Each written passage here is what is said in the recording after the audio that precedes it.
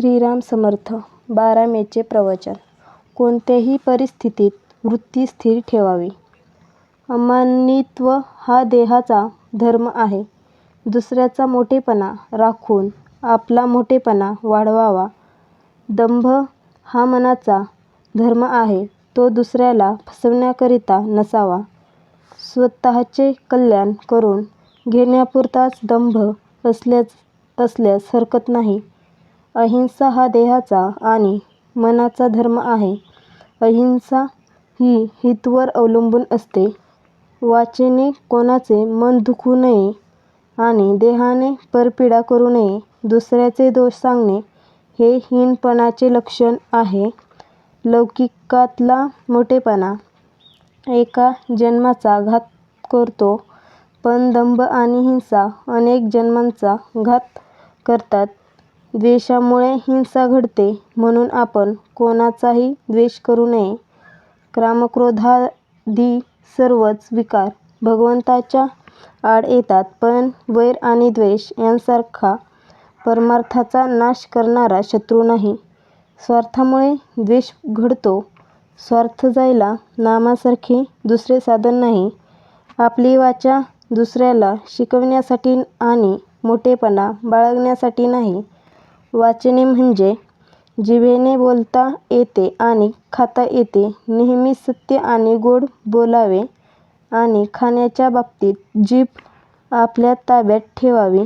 स्वतःची चित्तशुद्धी करून घेऊन संतांचे गुण आपल्या आचरणात आणण्याचा प्रयत्न करावा. अभिमानाचे विष जिथे येते, तिथे नामाची आठवण ठेवावी. हिरण्यकश्यपूच्या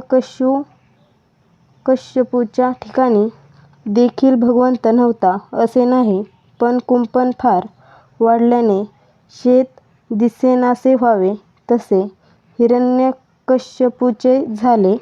स्वतःच्या ठिकाणी भगवंत आहे हे हिरण्यकश्यपू अभिमानामुळे विसरला. त्यामुळे भगवंताला खांबात दिसावे लागले. अभिमान जरुरीपुरताच ठेवावा. मी रामाचा आहे असा अभिमान धरावा. नामाची कास धरावी. नारायणाचे दर्शन व्हावे असे नाही. प्रल्हाद म्हणाला, नाम नाही सोडणार असे म्हणाला. लहानपणाची वृत्ती चांगली असते. लहानपणात चूक नाहीच आणि सगळा फायदाच असतो. भगवंताजवळ आपण लहान मूल झाल्याशिवाय त्याला कृपेचा पान्हा फुटणार नाही. म्हणून आपण भगवंतापाशी लहान व्हावे. लहानपण हे वयावर अवलंबून नसून आपल्या वृत्तीवर अवलंबून असते. कोणाविषयीही वाईट विचार मनात आणू नयेत.